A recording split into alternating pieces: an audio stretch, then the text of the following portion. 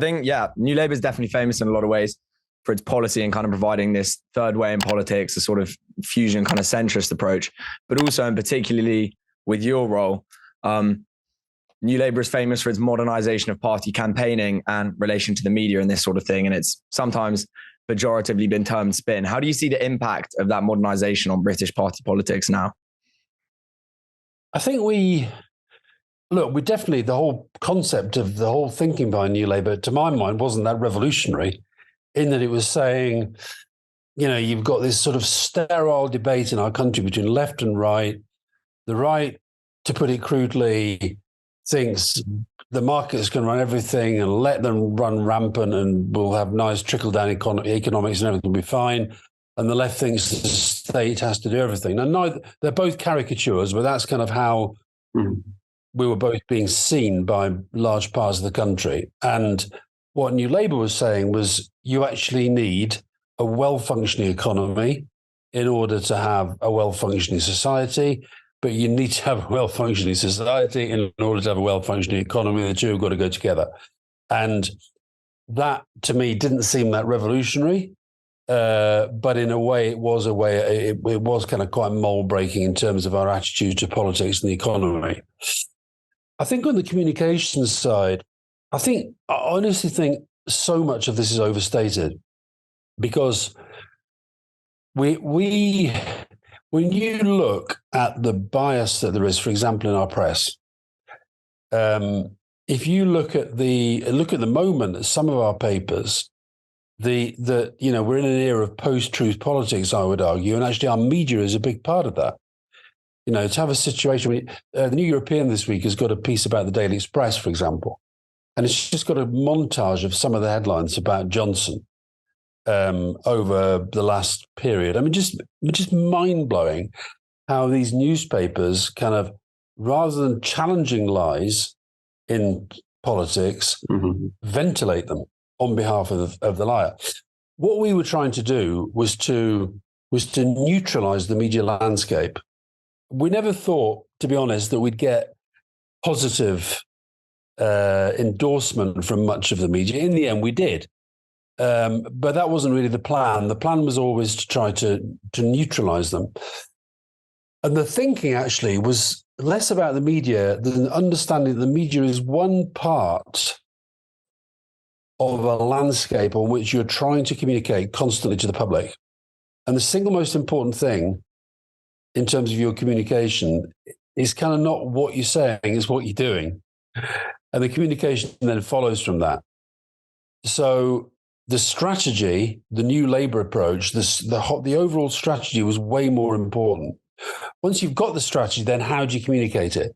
And the answer is, in terms of ours, we communicated, pretty aggressively, pretty proactively, but in a way that I don't think it was that revolutionary. I think it was us just sort of doing things that the right in politics think they are the only ones entitled to do.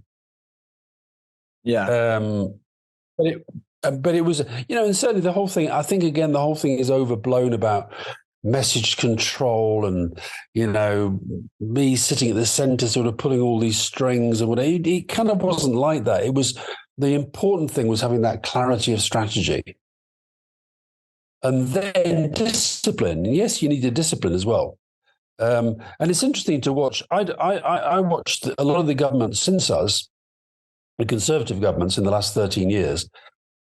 I kind of think they learned the wrong lessons about us. I think Cameron and Osborne, they were very effective as communicators, right?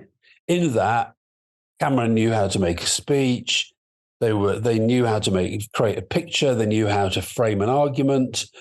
They were perfectly good at that, but they were terrible at strategy.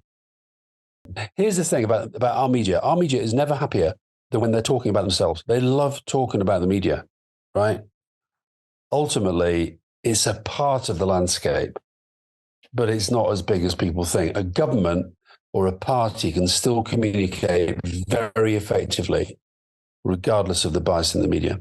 What's popularly known is that New Labour really perfected like these sort of sound bites that we see within. So, for instance, like tough on the causes of crime, tough on crime itself. Do you agree with that characterization? How New Labour kind of revolutionized a sort of a soundbite focused, like a snack, like catchy politics?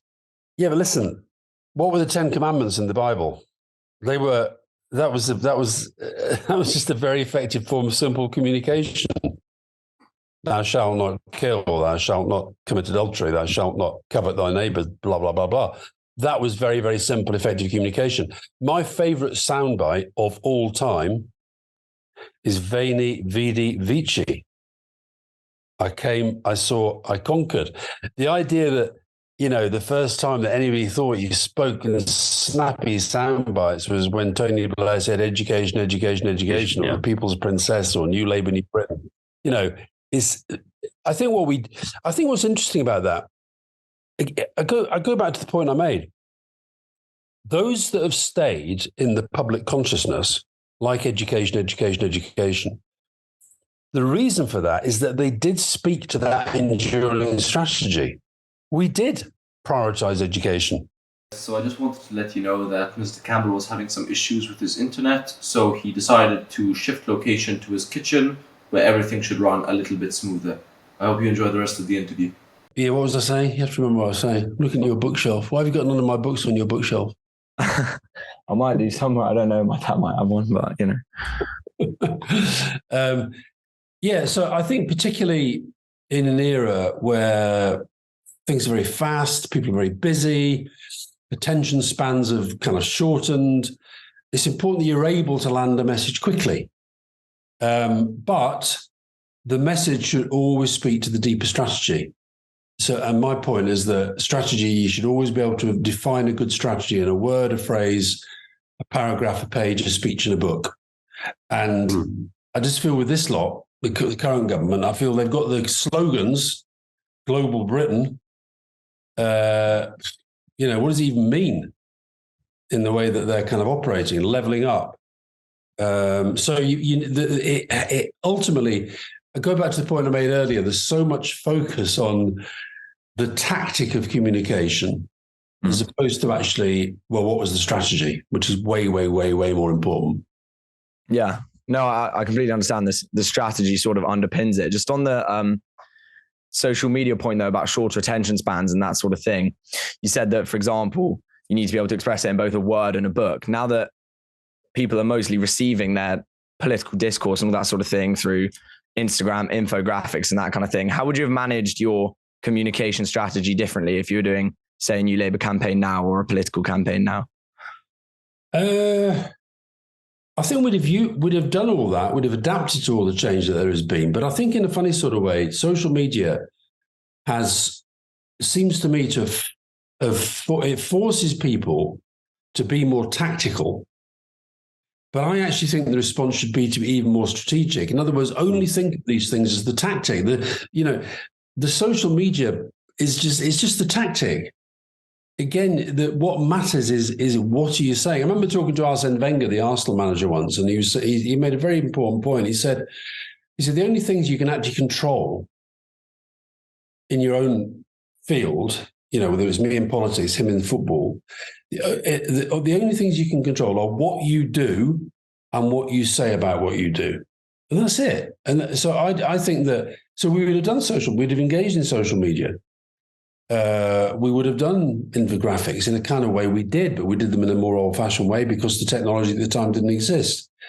So I like to think would have been, I think social media has made politics much more difficult, but I think the reason it's been made it more difficult is because people are on our side of the fence, I think, are responding too tactically to the pressures that it brings rather than strategically.